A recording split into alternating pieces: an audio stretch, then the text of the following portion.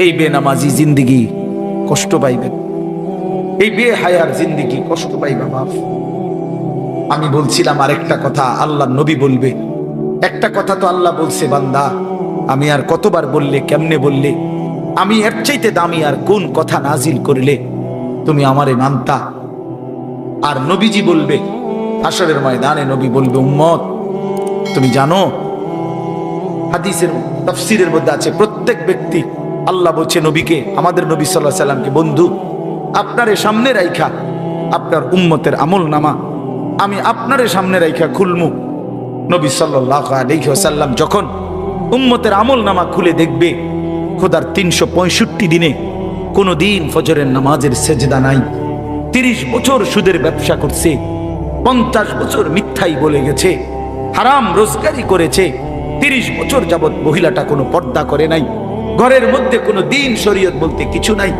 আল্লাহর নবী সাল্লাল্লাহু আলাইহি সাল্লাম তখন বলবে উম্মত তুমি জানো আমি 23টা বছর অনবরত তোমার জন্য কেঁদেছিলাম। আমি সেই নবী, যে নবী সারা রাত এশার নামাজের পরে দাঁড়াইছি ফজরের আজান পর্যন্ত এক দাঁড়ানোতে চোখের পানি ফেলে উম্মতের জন্য দোয়া করছিলাম। আল্লাহ রসুলের স্ত্রী আম্মা জান আয়েশা বলছেন নবী এই পরিমাণ কাঁদছে, এতটা লম্বা দাঁড়ায় ছিল উম্মতের জন্য, হাত্তা তাওয়াররামাত কাদামাহু, দুইটা পাও ফুলে ফুলে গেছে। আল্লাহ নবী বলবেন উম্মত আমি 23 বছর কাঁদছি রে, প্রতিটা রাত কেঁদেছি, দিন কেঁদেছি। আমি এই পরিমাণ, পিঠটা খুলে দেখাবে চাদর সরিয়ে, আমার উম্মত আমার পিঠটা দেখো, তায়েফের পাথরের আঘাতে আমার পিঠ কি পরিমাণ ছিদ্র ছিদ্র হয়ে গেছে। আমি সেই নবী, যে নবী তোদের জন্য পেটে ক্ষুধার কষ্টে পাথর বাঁধছিলাম 2টা। আমি উহুদের ময়দানে দান দান শহীদ করে রক্ত মাখা শরীর নিয়ে বেহুশ হয়ে লম্বা সময় পড়েছিলাম। আমার ঘরের চুলায় 3 মাস, হাদিসে আছে আম্মা জান আয়েশা বলছেন নবীজির ঘরে আমরা 9 জন বিবি, উনি বলছে আল্লাহর কসম 3 মাস কোনদিন টানা 3 মাসে কোনদিন আমাদের ঘরের চুলায় 9 জন বিবির ঘরে কারো ঘরের চুলায় কোনদিন আগুন জ্বলে নাই। 3 মাস খেজুর আর পানি দিয়ে আমরা জিন্দেগি কাটাইছি। আল্লাহ নবী বলবেন উম্মত তাহলে এত কাঁদলাম কার জন্য, এত রক্ত ঝরাইলাম কার জন্য, পেটে পাথর বাঁধলাম কার জন্য, বিনিময়ে এটা কি আমল নামা নিয়ে আসছো? ছেলেরা বলো ভাই, একটা ছেলে বলো রাসূলুল্লাহ সাল্লাল্লাহু আলাইহি ওয়াসাল্লামের সুপারিশটা একটা মামুলি ব্যাপার? রাসূলুল্লাহ সাল্লাল্লাহু আলাইহি ওয়াসাল্লাম বলবে উম্মত এটা কি আনলাম? আমি এই আমল নামা নিয়া আমার মতো এত বড় শ্রেষ্ঠ রাসূলের উম্মত তুমি, আমি মালিকের সামনে দাঁড়ামু কেমনে, এটা দেখামু তো? আরে চেয়ারম্যান ভাই আপনি কেমনে দেখাইবেন? আপনার অনুসারী যদি, আপনার অঞ্চলের একজন মানুষের যদি পুরাটা পৃষ্ঠার মধ্যে 110টা মামলা থাকে, আপনি তার জন্য কেমনে নেবেন? আপনি একজন উপরস্থ পদস্থ কর্মকর্তার কাছে আপনি কিভাবে সুপারিশ করবেন? বেটা তোর তো কিছুই নাই বেটা, শুধুই অপরাধ আর অপরাধ ছাড়া। তো এই বেচারা লজ্জিত হবে কিনা বলেন না কেন? তো নবী সাল্লাল্লাহু আলাইহি সাল্লাম বলবেন উম্মত তুই আমার মতো শ্রেষ্ঠতম রাসূলের মাথাটা তো ছোট করে ফেললি, তুই তো আমার উম্মত, তো এটা কি আনলাম? আমি কেমনে দেখাবো এটা আমার মালিকের সামনে যে রব্বুল আলামিন এটা আমার উম্মতের আমল নামা?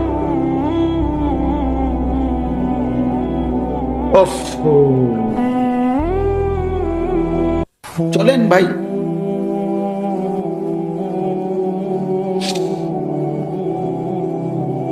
এই জন্য দোস্ত আমার, বন্ধু আমার, আমি দিবানিশি এই চিৎকার চেঁচামেচি করি, এই আহাজারি আমার অনেক দিনের। মুসলমানের সন্তান ফিরবে, নওজওয়ানরা ফিরবে, মুসলমানের যুব সমাজ নামাজ পড়বে, আল্লাহরে চিনবে, এটাই আমার স্বপ্ন, এ আমার দিলের তামান্না। কারো প্রতি আলহামদুলিল্লাহ এখন আর দিলে শত্রুতা রাখি না, কারো বিরোধিতা, কারো প্রতি হিংসা করার কোন সময়ও নাই, বিশ্বাস করেন একদম সময় নেই, সময়ই তো না। আমি জুমার নামাজ পড়াইছি ঢাকা মোহাম্মদপুর আদাবর, আমার জুমা। ওইখান থেকে আমি জুমার পরে রওনা দিয়া মাগরিবের পরে রোয়াচালা বয়ান করছি, এশার একটু পরে ওই মোসাগারা বয়ান করছি, এরপরে এখানে এসে বয়ানে পড়ছি। শুধু অজু করছি,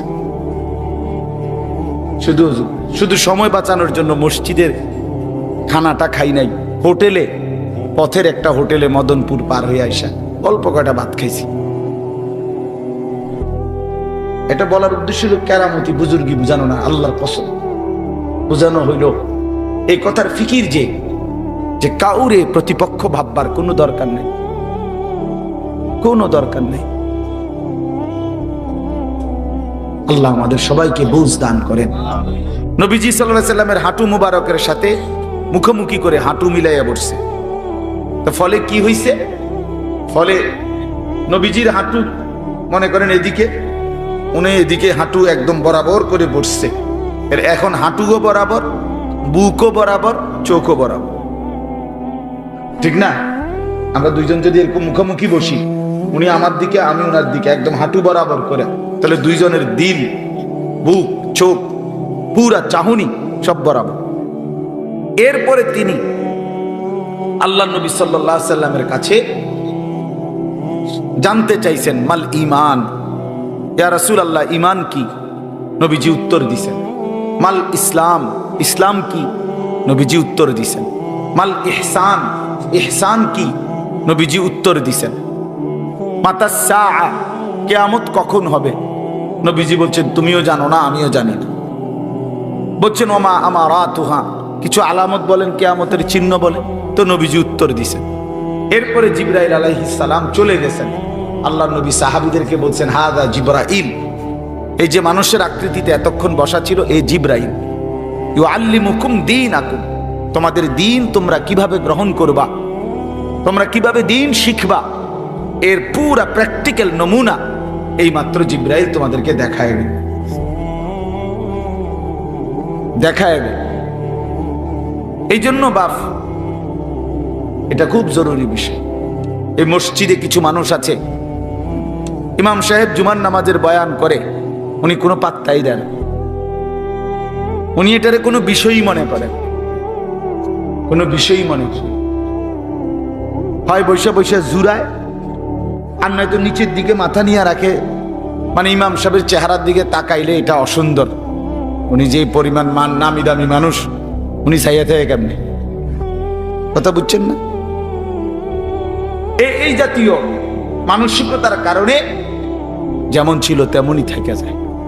হারাম আর ছোটে না, আল্লাহর নাফরমানি আর জীবন থেকে ছোটে না, আল্লাহর অবাধ্যতা আর ছোটে না। এই জন্য জরুরি এটা বিষয়, শতভাগ মনোযোগী হইতে হয়। এটা আজকের জন্য না, আমি প্রত্যেক দিন বয়ানে, প্রতিটা বয়ানে এ কথা কিছুক্ষণ হলেও বলি। কোরআন শরীফ আছে, আল্লাহ তাআলা বলেন ওয়াহদি ইলাইহি মান ইউনীব, যে আল্লাহর দিকে একটু ঝুঁকে আসে, আল্লাহ বলেন আমি তার চাইতে এগিয়ে হেদায়েত দিয়ে দেব। কিন্তু শর্ত হলো তুমি একটু আগাইতে হবে, তুমি আসবা। আল্লাহ বলছেন হাদিসে কুদসিতে, বান্দা তুমি আমার দিকে আসবা 1 বিঘত, আমি আসবো 1 হাত।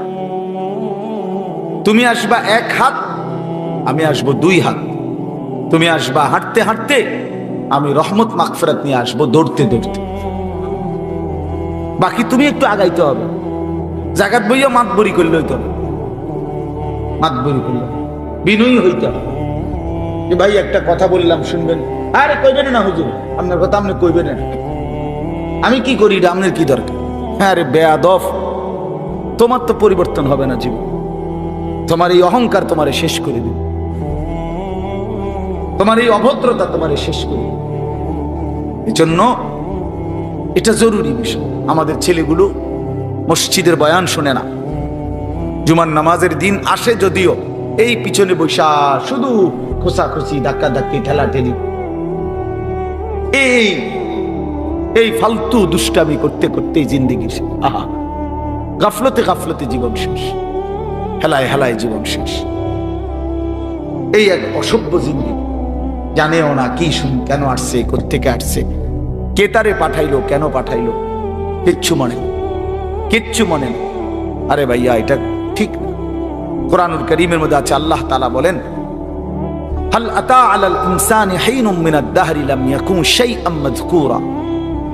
প্রতিটা মানুষকে আল্লাহ বলছে, বান্দা শোনো, তুমি মনে রেখো একটা দীর্ঘ সময়, যুগের পর যুগ তোমার এমন গেছে যখন তোমার কোনো নাম, ঠিকানা, আলোচনা, তোমার কোনো নিশানা কিছুই এই পৃথিবীতে কেউ জানতো না, ছিল না, উল্লেখ করার মতো বস্তু তুমি ছিলে না। কিন্তু আমি আল্লাহ একাই তোমাকে দীর্ঘ সময় লাগায়া এই জমিনে আমার এই সৃষ্টিতে তোমারে সংরক্ষণ করেছি। তুমি প্রথম মাটির মধ্যে ছিলা, মাটির অস্তিত্বের মধ্যে আমি আল্লাহ তাআলা সেখানে তোমাকে সংরক্ষণ করেছি, কেউ জানতো না। তুমি খাদ্যের মধ্যে ছিলা, খাদ্যের উপাদানের মধ্যে তোমার অস্তিত্ব ছিল, কেউ জানতো না। একদিন নির্দিষ্ট পরিমাণ খাদ্য তোমার বাবা ভক্ষণ করেছে, সেখান থেকে আমি আল্লাহ নির্দিষ্ট পরিমাণ বীর্যের ফোঁটা তৈরি করেছি। একদিন বাবা মায়ের মিলনে উভয়ের মিশ্র বীর্য একত্রিত করে মায়ের জরায়ুতে আমি আল্লাহ স্থাপন করেছি। সেখান থেকে আরো 10 মাস লাগায়া ধীরে ধীরে পর্যায়ক্রমে আমি আল্লাহ তোমাকে এই পৃথিবীর আলোর মুখ দেখাইছি। তো এই লম্বা সময় তুমি মাটি আকারে ছিলা, খাবারের কণিকা হিসাবে ছিলা, বাবার বীর্য হিসাবে ছিলা, মায়ের জরায়ুতে স্থানান্তর হইলা। সেখান থেকে ধীরে ধীরে 10 মাস পরে তোমার আমি এই পৃথিবীর আলো দেখাইলাম। তুমি একটাবারও জানতে চাইলা না যে এত লম্বা সময় লাগাইয়া মাওলা আপনি আমারে কেন বানাইলেন? একবারও কি ভাবা উচিত ছিল না? সামনে যা পাইলাম তাই করলাম, সামনে যা দেখলাম তাই করলাম। হায় যুবক, এটা কি কোনো জীবন হইতে পারে? জীবনের কোনো আগা নাই, মাথা নাই, লক্ষ্য নাই, উদ্দেশ্য নাই। কেন এতক্ষণ ধরে মোবাইল টিপতেছো? কেন সারা রাত উলঙ্গ ছবি দেখতেছো? কেন নর্তকী দেখতেছো, জেনা দেখছো, বেবিচার দেখতেছো?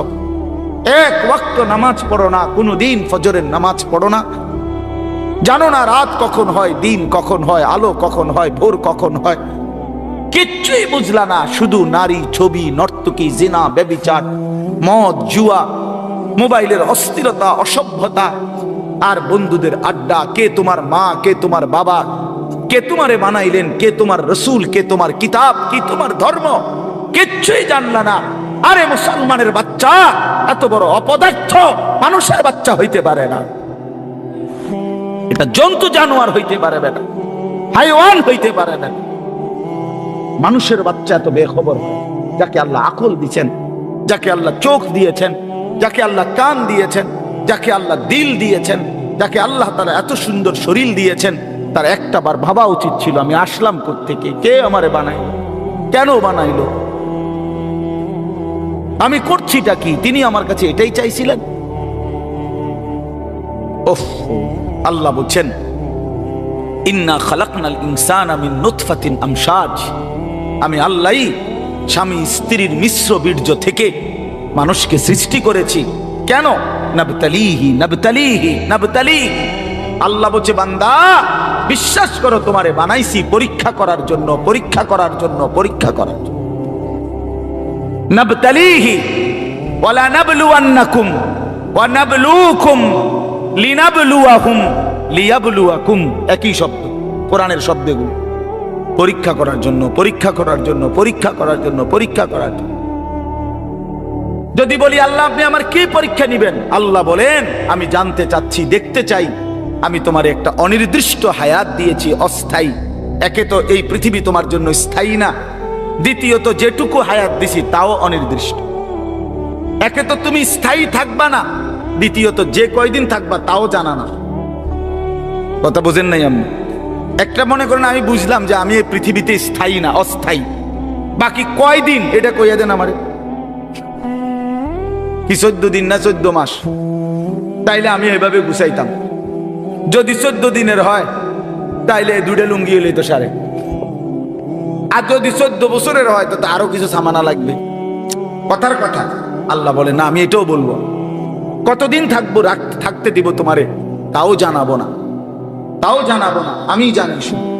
তাহলে একটি অস্থায়ী জায়গায় অনির্দিষ্ট কিছু সময়ের জন্য আল্লাহ বলেন আমি তোমাকে থাকতে দিছি পরীক্ষা করতে, তুমি কি স্থায়ী ঠিকানা জান্নাতে যেতে চাও নাকি জাহান্নামে যেতে চাও? এই পরীক্ষার জন্য, এই পরীক্ষার জন্য।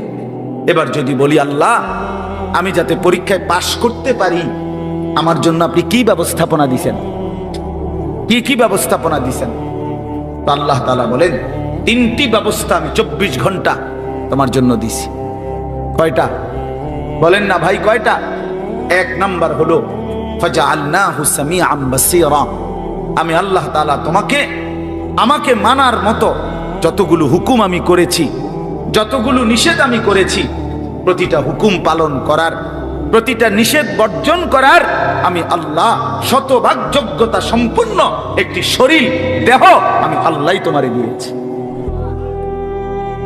একটা হুকুম এমন নাই বন্ধু যেটা আমার শরীরের মধ্যে সক্ষমতা নাই, অথচ আল্লাহ করতে বলছে। এমন একটা গুনাহ নিষেধ এমন নাই যেটা আমার পক্ষে বিরত থাকা সম্ভবই না, অথচ আল্লাহ আমার এটা থেকে বিরত থাকতে বলছেন। আল্লাহর কসম, এমন কোন হুকুম মালিকের নাই। আল্লাহ তাআলা জুলুম করেন। ইন্নাল্লাহা লা ইয়াজলিমু মিসকালা যাররাহ। নিশ্চয়ই আল্লাহ তাআলা এক বিন্দু জুলুম করেন। মনে করেন আমারে আল্লাহ বলছে রুকু দিতাম, এখন আমার কোমরে বাঁকা হয় না, তাইলে আমি বলতাম যে আপনি আমার দেখতেছেন আমার কোমরটাই ভাঙে না, আপনি আমারে রুকু করতে বললেন, এটা তো জুলুম করলেন। এখন কি বিষয়টা এমন? কথা বলেন না কেন? আমারে আপনি সেজদা দিতে বললেন, আমি তো নিচের দিকে যাইতে পারি না, আমারে বানাইলেন তাল গাছ, আমারে বললেন সেজদা দিতে, তাইলে না এটা জুলুম হইতো। কিন্তু আমার আপনার শরীরের মধ্যে এই যে কনুই ভাঙ্গে, হাঁটু ভাঙ্গে, কোমর ভাঙ্গে, বাঁকা হয়, এটা কেন দিলেন? তো আল্লাহ তাআলা সেজদা করার যোগ্যতা দিলেন।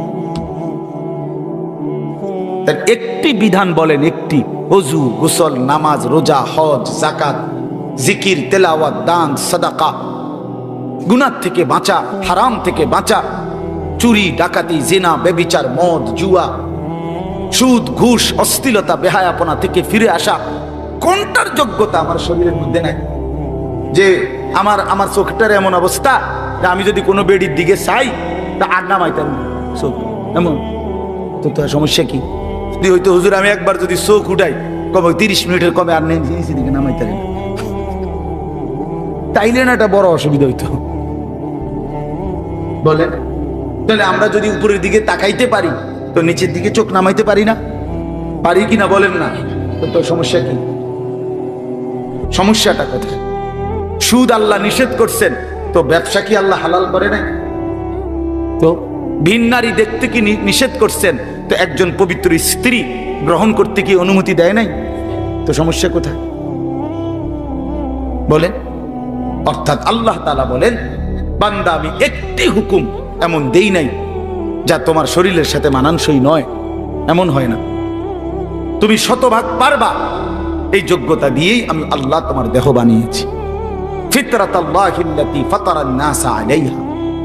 2 নম্বরে আল্লাহ বলেন, ইন্না হাদাইনাহুস সাবিলা। এটার মধ্যে 2টা, 2 এবং 3। আল্লাহ তাআলা বলেন, তোমারে আমাকে মানবার যোগ্যতা সম্পন্ন একটি শরীর যেমন দিয়েছি, এবার আমি আল্লাহ দ্বিতীয় এবং তৃতীয় 2টা ব্যবস্থা করছি। একটা হলো তোমারে বুঝাইবার জন্য 24 ঘন্টা আমি আল্লাহ এক জামানা নবী রাসূল, এরপরে নবী রাসূলদের পরবর্তীতে ওলামায়ে কেরাম সর্বযুগে তোমার সামনে রাখছি, যারা তোমার আখিরাতের রাস্তা, পরীক্ষায় উত্তীর্ণের রাস্তা, জান্নাতের রাস্তা বুঝায় দিবে, বলে দিবে, এমন উপযুক্ত রাহবার, পথ প্রদর্শক, এমন উপযুক্ত আলেমে দ্বীন আমি আল্লাহ তোমার জন্য রেখেছি। বলে এখানে একজন বয়স্ক লোক বলেন, আজ থেকে 30 বছর আগে, 50 বছর আগে আপনি শুনছেন যে 1 বছর এরম হয়েছে, সকালে উঠতে মানুষে দেখছে যে দেশে কোনো হুজুর নাই? 1990 সালে এরকম একবার হয়েছে। হ্যাঁ, কথা বলেন, 1986 সালে একবার এরকম হয়েছে নাকি? এমন ঘটনা ঘটছে কখনো? না, ঘটে নাই। এমন ঘটনা ঘটে নাই। আল্লাহ তাআলা তার জমিনে তার প্রতিটি বান্দাকে বুঝাবার জন্য উপযুক্ত আলেমে দ্বীন এই জমিনের মধ্যে রেখেছেন। 3 নাম্বার হলো আল্লাহ তাআলা বলেন, আমি বুঝবার জন্য তোমার সামনে 24 ঘন্টা সর্বসময় আমার আসমানি কিতাব কোরআন তোমার সামনে রেখেছে। তাইলে তোমারে মানবার মতো যোগ্যতা সম্পন্ন একটা শরীর দিছি, তোমারে বুঝাইয়া বলার জন্য নবী রাসূল এবং ওলামায়ে কেরাম দিয়েছি, তোমারে বুঝবার জন্য কিতাব দিয়েছি, এরপরেও বান্দা কেন পারলা না? কি উত্তর দিবেন তখন? বলেন ভাই, বলেন বাপ, কি জবাব হবে তখন আমাদের? আমরা কি বলবো তখন?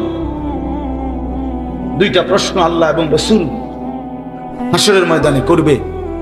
একটা হলো দুনিয়াতেই করছে আল্লাহ, এটা কোরআনে আছে, ফাবি আইয়ি হাদিসিম বাদাহু ইউমিনুন। আমি নিয়মিত বলি এই কথাটা, কোরআন শরীফে আছে, আল্লাহ বলছেন, বান্দা আমি 23 বছরে 30 পারা কোরআন নাজিল করেছি। আমি আল্লাহ আমার সর্বশ্রেষ্ঠ কালাম তোমাদের জন্য দিয়েছিলাম। আমি এক একটা কথা বান্দা বারবার এই কোরআনের মধ্যে বলছি, আকিমুসসালাহ আকিমুসসালাহ আকিমুসসালাহ আকিমুসসালাহ। বান্দা তুমি জানো আমি 80 বারের চাইতে বেশি তোমারে বলছি নামাজ পড়ো, নামাজ পড়ো, নামাজ পড়ো, নামাজ পড়ো। এত শ্রেষ্ঠতম কিতাব বললাম, 30 পারা কোরআন দিলাম, এতবার বললাম। আল্লাহ জানতে চাইছে কোরআনে, বান্দা এরপরে আর কোন কথা বললে, এর চাইতে দামি আর কোন কিতাব দিলে তুই নাফরমান আমার কথা মানতি? এই বেনামাজি বেঈমান, আর কোন আল্লাহ বললে, আর কতবার বললে কোরআনের চাইতে দামি আর কোন কিতাব নাজিল করলে তুই নাফরমান সেজদা দিতি? বলেন। আল্লাহ জানতে চাইছে কোরআন যে আমি আর কি বললে, আমি আর কেমনে বললে বান্দা, আমি আর কতবার বললে বান্দা আমারে মানব? হায় ওফ, কোরআনুল কারীমের মধ্যে মোট 89 বার, 8, 9, 89 বার এই কথাটা আছে, ইয়া আইয়ুহাল্লাযীনা আমানু, হে ঈমানদারগণ, হে ঈমানদারগণ, হে ঈমানদারগণ। বিশ্বাস করে 89 বার আল্লাহ ডাকছে, হে আমার ঈমানদারগণ, হে আমার বান্দা, ওই আও না। এতবার বললেন, আর কতবার বললে আমরা আল্লাহকে সেজদা দিতাম? বলেন ভাই আমার ছেলেরা, বলো বাবা। আর কতদিন বললে ফজরের নামাজ পড়তা? খোদার 365 দিনে কোনো দিন ফজরের নামাজ পড়ো না, একদিনও না। তুমি মানুষের বাচ্চা, তুমি মুসলমানের বাচ্চা, কোন মার ঘরে জন্ম নিছ? নাফরমান, কোনদিন মালিকের কথা মনে পড়লো না? ভোরের আলো কোনদিন দেখলা না? সুবহে সাদিক কোনদিন দেখলা না? কোনদিন ভোরের আলো দেখলা না? আহ, এ কেমন হয় মানুষ? মুসলমান, ওই যে দেখেন, ওই অপদার্থ দেখেন, দেখছেন? হ্যাঁ, এটাই জিন্দেগি। কারে বলে, কি বলে, কেন বলে, কার জন্য বলে, এগুলো আমার দরকার। আমার শাহওয়াত, আমার বন্ধুদের আড্ডা, আমার বান্দরামি, এই আমার জিন্দেগি। হ্যাঁ হ্যাঁ, আমি ছাড়তে রাজি না বাপ, আমি ছাড়তে রাজি না। আজ অভিভাবকরা আপনারা নিজ নিজ সন্তানের ব্যাপারে এই পরিমাণ গাফিল হয়ে গেছেন। সবাই বিল্ডিং দেখায়, বিল্ডিং, হুজুর গড় ইয়ান করছি, কিন্তু দোয়া করে দেন। কিতা দোয়া করতো? বিল্ডিং এর আবার দোয়া কিতা? বলেন, ইট বালুর কি দোয়া? এটা কিতা দোয়া করতো? হ্যাঁ, মোটরসাইকেল কিনছি হুজুর, কিন্তু দোয়া করে দেন। মোটরসাইকেলের দোয়া, প্রাইভেট কারের দোয়া, প্রাইভেট কারের বইয়ে ভিতরে বইয়া দোয়া করার লাগবে। যাইতা এটার ভিতরে ঢুকাইছে, হুজুরের ভিতরে বইয়ে কিন্তু দোয়া করে। কি দোয়া করতো বেটা? হায় হায়, ছাদ ডালাই আজকা দোয়া করে দেন, আজকে ছাদ ডালাই। এই খাট পালং আর সোফা ফার্নিচারের জন্য দোয়া চাইলেন, এই সন্তানটা নষ্ট হয়ে যাচ্ছে, তার জন্য কিছুই বললেন না। ছেলেটা এক ওয়াক্ত নামাজ পড়ে না, মেয়েটা কোনোদিন পর্দা করে না, স্ত্রী পর্দা করে না, ঘরে প্রতিদিন রঙিন টেলিভিশন চলতেছে, স্ত্রী ছেলে মেয়ে নাতি নাতনি প্রতিদিন নাচ গান নর্তকীর ছবি দেখতেছে, হিন্দি সিরিয়াল দেখতেছে। আহা, এদের জন্য কোনো কান্নাকাটি নাই? প্রত্যেক রুমে রুমে ছেলে মেয়ে, প্রত্যেকের হাতে হাতে একটা একটা মোবাইল, সারা রাত উলঙ্গ ছবি দেখতেছে। কার জন্য ছাদ ঢালাই দিতেছেন? এই নাফরমানের জন্য? এই সোফা কার জন্য বানাইলেন? এই খাট কার জন্য বানাইলেন? এই হাইওয়ানদের জন্য যারা একটা সেজদা দেয় না, সারা রাত উলঙ্গ ছবি দেখে, কোনদিন ফজরের নামাজ পড়ে না, যে এই হাইওয়ান, এই চতুষ্পদ জন্তুর জন্য ঘর বানাইলেন? আফসুসের ব্যাপার, আফসুস। আমার রীতিমতো আশ্চর্য লাগে এটা। নিজেরা চলতে ফিরতে তো দেখি এটা, কি পরিমাণ বিরক্ত হই মাঝে মাঝে। কি কয় কয় ঘরের লেগে দোয়া করতো, বিল্ডিং এর লেগে দোয়া, ছাদের লেগে, প্রাইভেট কারের লেগে, মোটর সাইকেল, প্রায় তো আমাদের জ্বালাতন করে, বুঝছেন না? এগুলোর লেগে। সেদিন বাংলাদেশের একজন বড় বুজুর্গ আলেম আছে, হযরত মাওলানা আবুল বাশার মোহাম্মদ সাইফুল ইসলাম, অনেক বড় আল্লাহওয়ালা একজন আলেম। উনি একটা সুন্দর কথা বলছে, যে বলছে, হে ব্যবসায়ী ভাই, তোমার ব্যবসার বরকতের জন্য, ব্যবসার লাভের জন্য তাবিজ তালাশ করতে কত হুজুরের কাছে গেলা। একটা তাবিজ দেন হুজুর, কিছু একটা জুলাইয়ের একটা দোকানে, যাতে করে ব্যবসায় রুটি রুজিতে বরকত হয়। কিন্তু ব্যবসাটা হালাল না হারাম, আমার এই পদ্ধতিটা হুজুর, এটা জানবার জন্য কোনো আলেমের কাছে একবারও গেলা না? বুঝেন নাই কথাটা? তাবিজের লেগে তো অনেকবার গেলাম, কিন্তু হালাল হারামের জন্য, হ্যাঁ, কোম্পানির মাল বেচছে 6 মাস, এখন কই আপনি? এখন কোম্পানি কি দিছে? বিশেষ অফার দিছে, 60 জন 70 জন নারী পুরুষ সবাই মিল্লা ট্যুরে গেছে। বাহ, কোম্পানির থেকে দিছে।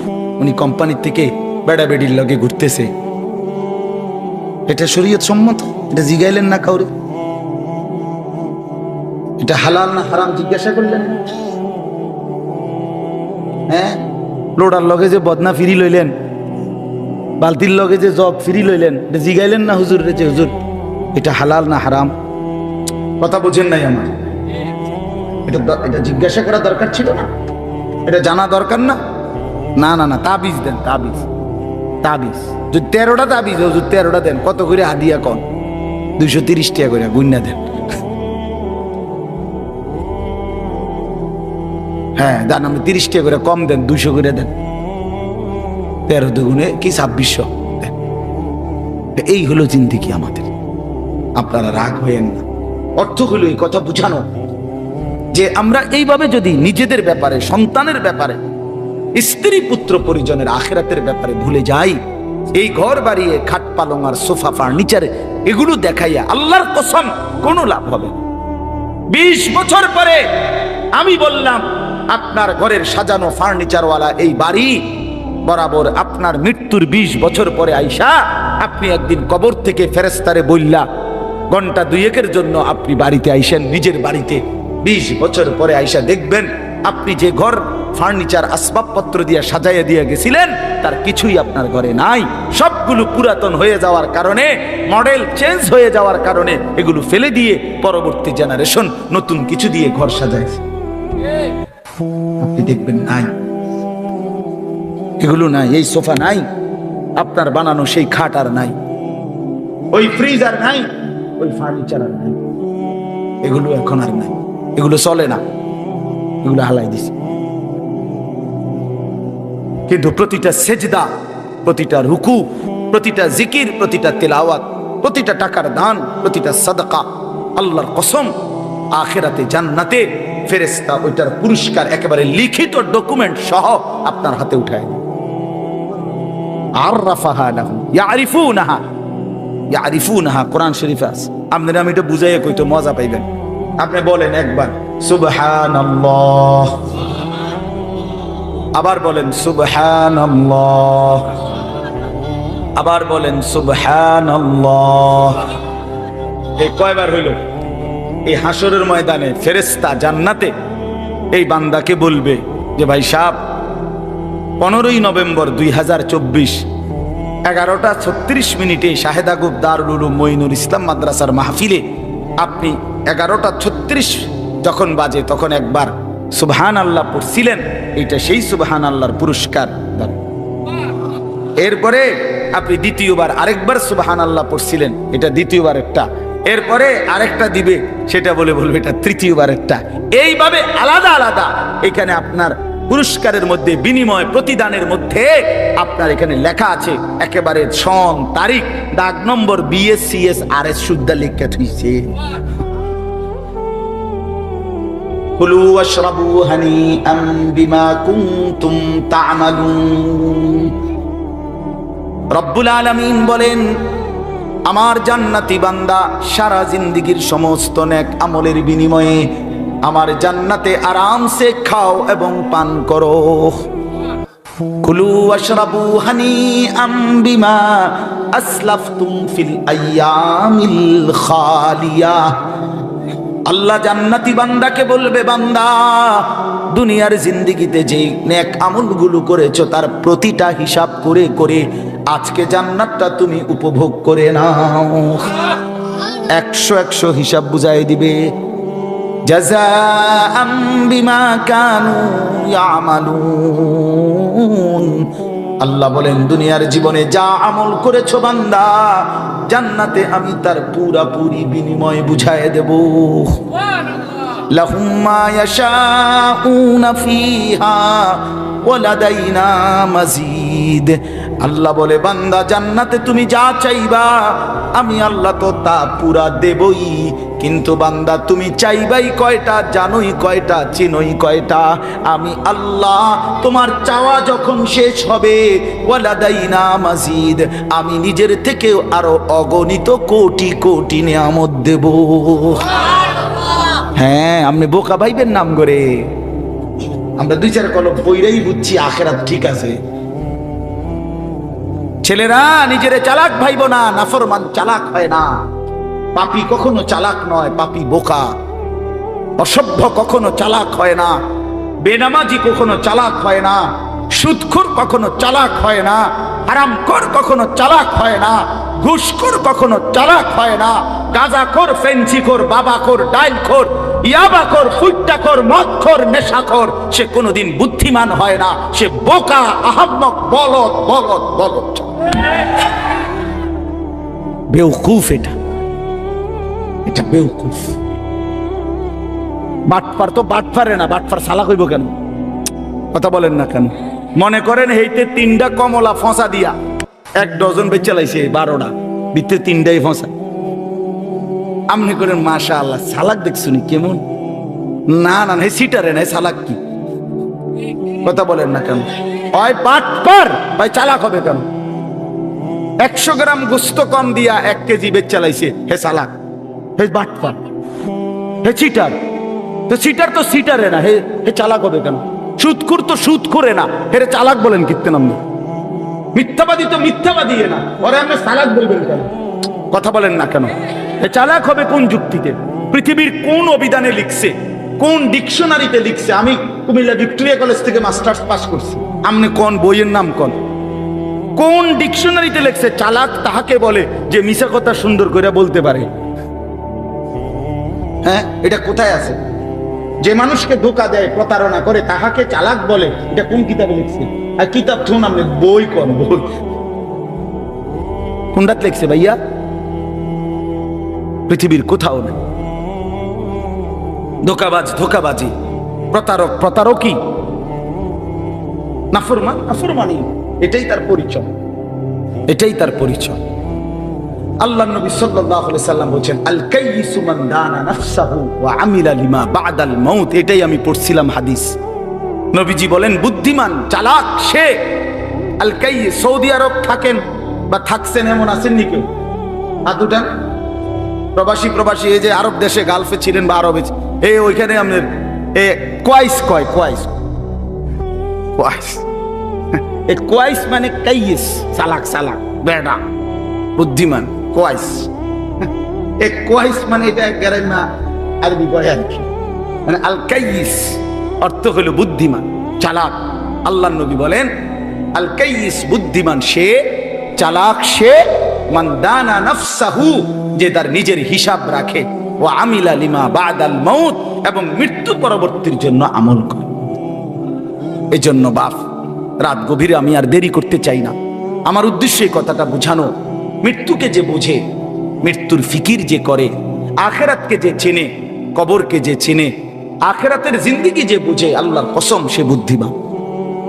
বুদ্ধিমান। দুনিয়া আমার, আখেরাতও আমার, দুইটাকে যে সামলাইয়া নেয় সেই চালান। আপনি বাজারও করেন, আপনি নামাজও পড়েন, অসুবিধা কি? আপনি সংসারও করেন, হালালও রোজগার করেন, অসুবিধা কি? ইসলাম তো, ইসলাম মানা মানে তো বউ ছেড়ে দেওয়া নাকি? ইসলাম মানা তো সন্তানাদি ছেড়ে দেওয়া নাকি? আল্লাহকে মানা মানে তো বাজার ব্যবসা লেনদেন সব বন্ধ করিয়া আফ্রিকার জঙ্গলে গিয়া বসে যাওয়া নাকি? তো কি, কোনটা বলতে মানা করছে?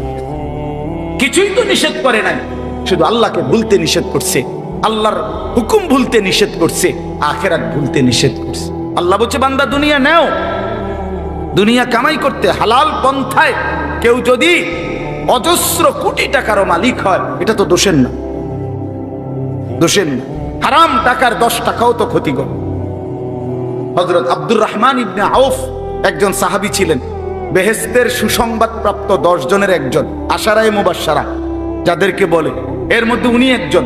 আব্দুর রহমান ইবনে আউফ রাদিয়াল্লাহু তাআলা বড় ব্যবসায়ী ছিলেন মদিনায়। কিতাবে আছে ওনার এক এক দিন ব্যবসার মাল মদিনার বাজারে চালান আসতো পাইকারি 100 উট বোঝাই মাল। একদিনে, এক এক দিনে মাল আইতো 100 উট বোঝাই মাল মদিনার বাজারে ওনার গুদামে নামতো। উনি কত বড় ব্যবসায়ী ছিলেন সেই জামানায়, আজ থেকে 1500 বছর আগে। তো কি হয়েছে এতে? হালাল তো হালাল, হারাম থেকে বাঁচা। এই জন্য মৃত্যুকে মনে রাখা, আখেরাতকে মনে রাখা, কবরকে মনে রাখা, কিয়ামতকে মনে রাখা, হাসরের মাঠকে মনে রাখা, এটাই আমাদের জিন্দেগির পুঁজি। আর এই কোরআনুল কারীমের মধ্যে আল্লাহ তাআলা এটাই বারবার বারবার মনে করাই দিয়েছে। আল্লাহ বলছে বান্দা যাই করো শুধু এদ্দুর মনে রাখো, এটা থাকবে না, এটা থাকবে। দুনিয়া যতই সাজাও বান্দা মনে রাখো তুমিও থাকতা না, দুনিয়াও থাকতো।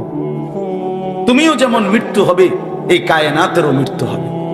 এই দুনিয়ার প্রত্যেক মানুষের মৃত্যু হলে সেটারে মৌত বলে, আর একদিন গোটা সৃষ্টি জগতের মৃত্যু হবে, সেটারে কিয়ামত বলে, সেটারে কিয়ামত বলে। কেউ থাকবে না, আল্লাহ কথাটা বারবার মনে করেছে। তোমার যেমন মৃত্যু হবে, সৃষ্টি জগতেরও মৃত্যু হবে। ইজাস সামাউন ফাতারাত ওয়া ইদাল কাওয়াকিবুন তাসারাত। আল্লাহ বলেন ইজাস শামসু কুফিরাত। আল্লাহ তাআলা এভাবে বারবার বলছে ইজাস সামাউন শাক্কাত, আসমান ভেঙে যাবে, চূর্ণ বিচূর্ণ হয়ে যাবে, তারকারাজি খসে খসে পড়বে, সূর্য চন্দ্র আলোহীন হয়ে পড়বে। আল্লাহ তাআলা বলেন ইদা রাজ্জাতিল আরদু রাজ্জা, জমিন পাউডারের মতো রেজা রেজা পাউডার হয়ে যাবে। আল্লাহ তাআলা বলছে পাহাড়গুলো তুলার মতো ধুলির মতো উঠতে থাকবে। আল্লাহ বলছে বান্দা একদিন আমি গোটা কায়নাত আমি শেষ করে দেব, আমার সংসার আমি গুছায় ফেলবো, আমার এই কায়নাত আমি আল্লাহ তাআলা ইসরাফিলের সিঙ্গার ফু দিলে আমি আল্লাহ তাআলা গুটিয়ে ফেলবো। এই কথাটাই আপনাদের সামনে এখানে আমি শুনাইতে চাই। এই কিয়ামত হবে, একদিন ইসরাফিল ফু দিবে। ইসরাফিল যেদিন ফু দিবে, কোরআনে এই বর্ণনাটা 2 ভাবে আছে।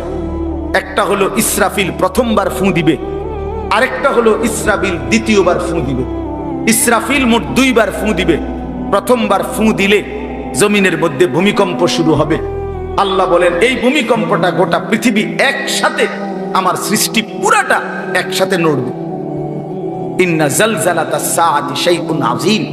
আল্লাহ বলেন বান্দা দুনিয়ায় বহু ভূমিকম্প তুমি দেখছো, তবে মনে রেখো কিয়ামতের ভূমিকম্প, ইসরাফিল ফু দিলে প্রথম যে ভূমিকম্প হবে, কিয়ামত সংঘটিত হওয়ার জন্য, গোটা সৃষ্টিটা ভেঙে চুরে যাওয়ার জন্য, সেটা হবে বড়ই ভয়ানক, সেটা বড়ই ভয়ানক। ইয়াউমা তারাউনাহা তাযহালু কুল্লু মুরদিআতিন আম্মা আরদাআত। কোরআন শরীফে আছে এই প্রথম ভূমিকম্প যখন শুরু হবে জমিনে, ইসরাফিলের ফু শুরু হবে, সব কিছু যখন ভাঙতে শুরু করবে, আল্লাহ তাআলা বলেন যে মা তার দুধের বাচ্চা কোলে দুধ খাওয়াচ্ছিল, ওই মা সন্তানকে ছুঁড়ে ফেলে দিয়ে পাগলের মতো ছুটতে থাকবে। ওয়াতাদাউ কুল্লু যাতি হামলিন হামলাহা, যে মায়ের পেটের বাচ্চা 10 মাস পূর্ণ হয়ে গেছে, এই আর ঘন্টা 2-4 ঘন্টা পরে বাচ্চাটা প্রসব হবে।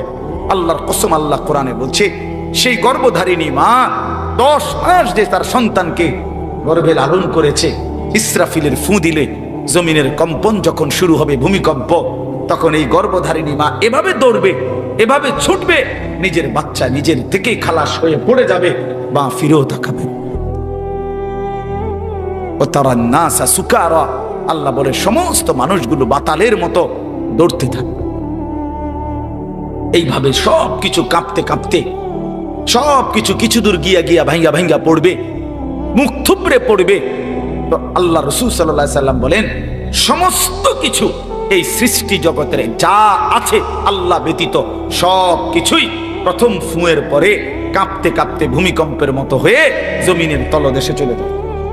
মাটির উপরে তখন একটি সুতা আর থাকবে না, আর কিছু। এই হলো কিয়ামত, প্রথম ফুঁ, প্রথম ভূমিকম্প। নির্দিষ্ট একটা সময় পরে আবার আল্লাহ তাআলা ইসরাফিলকে জীবিত করে আবার বলবেন আরেকটা ফুঁ দাও, একটি নির্দিষ্ট সময় পরে। সেই সময়টা কতদিন?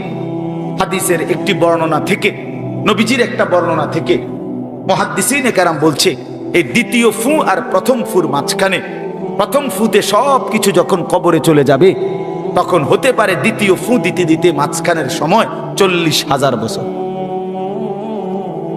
আমার বন্ধু, আমার বাপ, আমার ভাই, রাত হইছে, কষ্ট সবাই করতেছেন, এতটুকু তো ভাবেন, সর্বশেষ যেই লোকটা কবরে যাবে, শেষ হতে পারে তাকে কবরেই থাকতে হবে 40,000 বছর। এখন যারা মরছে, এখন যারা মরতেছে, তারা কবরে আছে আজকে কত বছর? নবীজি সাল্লাল্লাহু আলাইহি সাল্লামের জামানায় যারা মারা গেছে, তারা আজকে কতদিন কবরে? ওই নূহ আলাইহিস সালামের জামানায় যারা মারা গেছে, তারা আজকে কতদিন? ভেবে দেখেন। আচ্ছা, এই শেষ লোকটাই যদি 40,000 বছর থাকতে হয়, আর যদি কবরের আযাব হয়, তার কি পরিমাণ কষ্ট পাবে সে, কি পরিমাণ কষ্ট পাবে। আল্লাহ রাসূল সাল্লাল্লাহু আলাইহি সাল্লাম বলেন, কবরের প্রথম শাস্তিটা কি? কোন ব্যক্তি যখন কবরের প্রশ্নের জবাব দিতে পারবে না, তখন আল্লাহর পক্ষ থেকে ফেরেশতাদেরকে বলবে, কাযাবা আবদি, আমার বান্দা মিথ্যা বলেছে, ফাআফরিশুহু মিনান নার ওয়ালবাসুহু মিনান নার ওয়াফতাহু লাহু বাবান ইলান নার। আল্লাহ বলবে ফেরেশতাদেরকে, ফেরেশতারা আমার এই নাফরমান বান্দার কবরের মধ্যে জাহান্নামের বিছানা বিছিয়ে দাও, আগুনের পোশাক পরিয়ে দাও, আর জাহান্নাম বরাবর তার জন্য একটা দরজা খুলে দাও। এরপরে নবীজি বলছেন, ফেরেশতারা এই ব্যবস্থাপনা করে, আল্লাহর কসম বাফ, নবীজি বলছেন, ফেরেশতারা যখন চলে যাবে, এই আগুনের বিছানা বিছাইয়া, আগুনের পোশাক পরাইয়া, আর জাহান্নামের দরজা খুলে দিয়ে যখন কবরে রেখে এই নাফরমানকে রেখে যাবে, তখন আল্লাহ নবী সাল্লাল্লাহু আলাইহি সাল্লাম বলেন, প্রথম মুহূর্তেই ফেরেশতা চলে যাওয়ার সাথে সাথে মাটি ডান দিক থেকে এই নাফরমানকে একটা চাপ দিবে, বাম দিকে, ডান পাশের হাড্ডি পাঁজর ভাঙ্গা বাম দিকে চলে যাবে। বাম দিকের মাটি ডান দিকে চাপ দিবে, তো বাম দিকের হাড্ডি পাঁজর ভাঙ্গা ডান দিকে চলে আসবে। আল্লাহ আমাকে মাফ করে দেন। প্রতিটা ছেলের প্রতি আমার অনুরোধ, বাবা তুমি নষ্ট হইও না, তুমি বরবাদ হইও না। এক বন্ধুর খপ্পরে পইরা, একটা সামান্য মোবাইলের খপ্পরে পইরা, একটা দুষ্ট নারীর খপ্পরে পড়ে, মেয়ের খপ্পরে পড়ে চরিত্রহীন হইও না, চরিত্রহীন। আল্লাহ তাআলা মানুষকে যেই চাহিদা দিছে, সেটা পূরণের বৈধ ব্যবস্থাও দিছে। মানুষকে আল্লাহ তাআলা তৃষ্ণা দিয়েছেন, তো তৃষ্ণা নিবারণের জন্য পবিত্র হালাল পানীয় আল্লাহ তাআলা দিয়েছেন। মানুষকে আল্লাহ তাআলা ক্ষুধার চাহিদা দিয়েছেন, তো হালাল খাবারও আল্লাহ তাআলা দিয়েছেন। তো মানুষের লজ্জাস্থানের যেই চাহিদা, শাহওয়াত, যৌন চাহিদা, এটা আল্লাহ তাআলা দিয়েছেন, তো এটা পূরণের জন্য হালাল স্ত্রী আল্লাহ প্রত্যেক পুরুষের জন্য ব্যবস্থাও রেখেছেন। কেন নষ্ট হইবা, চরিত্রহীন হইবা কেন? উলঙ্গ ছবি আর নর্তকীর পিছনে জীবন শেষ করে দিবা কেন? কি দুঃখে বন্ধু নষ্ট হইলাম বলো? অনেক ছেলে তো এখানে বসছো মাশাআল্লাহ, কিন্তু অনেক ছেলের চেহারা দেখলেই বোঝা যায় ভাইয়া নামাজ পড়ো না, চেহারায় সেজদার চিহ্ন নাই। দোস্ত আমার, চিহ্ন নাই। আল্লাহ আমাদেরকে মাফ করে দেন। তো আল্লাহ তাআলা বলেন ইসরাফিলকে আল্লাহ দ্বিতীয়বার উঠাবে, উঠাইয়া বলবে ইসরাফিল আবার ফু দাও। এই আবার ফু দিলে এবার আবার জমিন কাঁপতে শুরু করবে দ্বিতীয়বার। তো প্রথমবার ফু দেওয়াতে জমিন কাঁপতে কাঁপতে সব কিছু কই গেছিল? নিচে, মাটির নিচে। মাটির উপরটা কি খালি, ফাঁকা না? এইবার দ্বিতীয়বার যখন ইসরাফিল ফু দিবে, মাটি কাঁপতে কাঁপতে ভূমিকম্প শুরু হলে এবার জমিনের সমস্ত কিছু ভিতরে যেগুলো ছিল সব কিছু জমিনের উপরে উঠে আসবে একেবারে একটা সুতা সহ।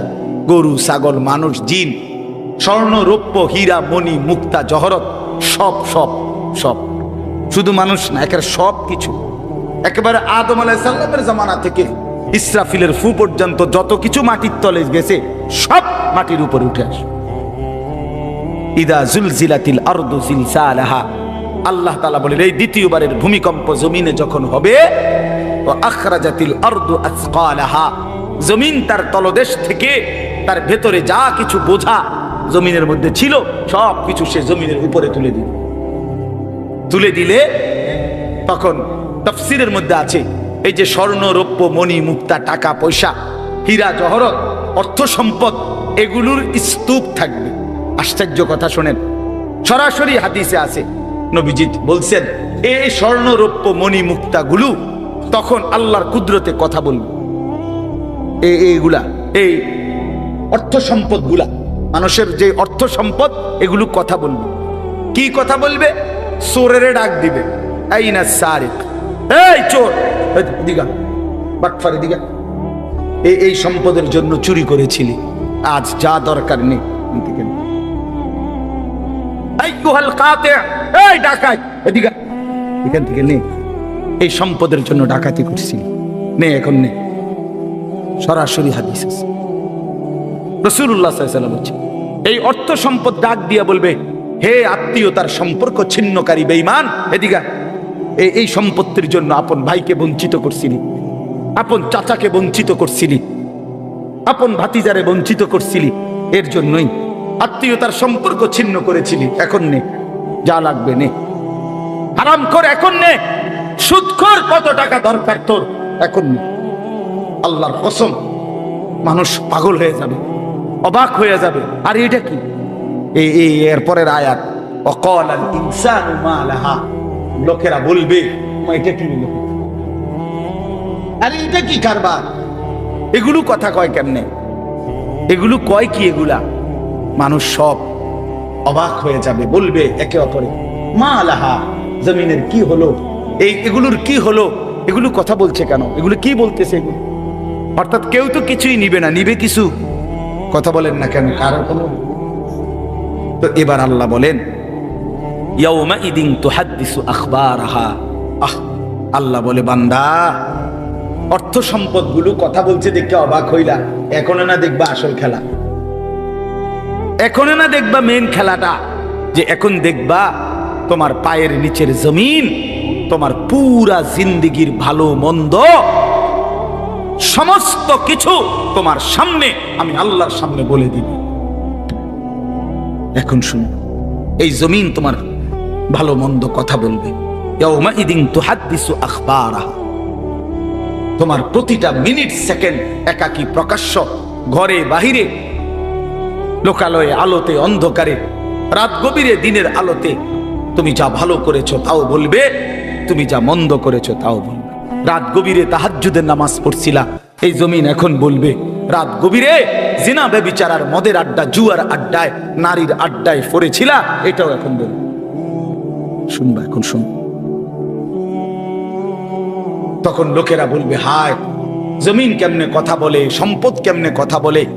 তো আল্লাহ বলেন বিআন্না রাব্বাকা আওহা লাহা, এজন্য বলে যেহেতু আল্লাহ তাআলা আদেশ করেছে। আল্লাহ আদেশ করলে তার গোটা সৃষ্টি কথা বলে। তাহলে মূলত জিহ্বায় কথা বলে না, আল্লাহ আদেশ করলে গোশতের এই টুকরাটা কথা বলে। নাহলে যেই লোক, আপনারা কোনো বোবা দেখছেন? কথা বলেন না। বোবা মানুষ দেখছেন কখনো? তো বোবা মানুষের তো জিহ্বা নাই, ঠিক না? আছে না? আছে কিনা বলেন না? তো এই কথা বলে না, কথা বলে না। কেন মানে কথা বলে না কেন, মানে জিহ্বা তো আছে কিন্তু কথা বলে না কেন? বুঝা গেল কি? আল্লাহর হুকুম হলে কথা বলে। যে কানে শুনে না, তার এখান দিয়ে এরকম কান নাই, তো হে শুনে না কান, তাহলে কানে দিয়ে শুনে না, আল্লাহর হুকুম হইলে শুনে। যে অন্ধ, সে তার কি এরকম চোখ নাই, তো হে দেখে না কান। মূলত আল্লাহর হুকুম হলেই চোখে দেখে, নাইলে দেখে না। তো ঠিক আল্লাহর হুকুম হইলে গোশতের এই টুকরাটা যদি কথা বলতে পারে, আল্লাহর হুকুম হইলে গোটা সৃষ্টিও কথা বলতে পারে, গোটা সৃষ্টিও কথা বলতে পারে।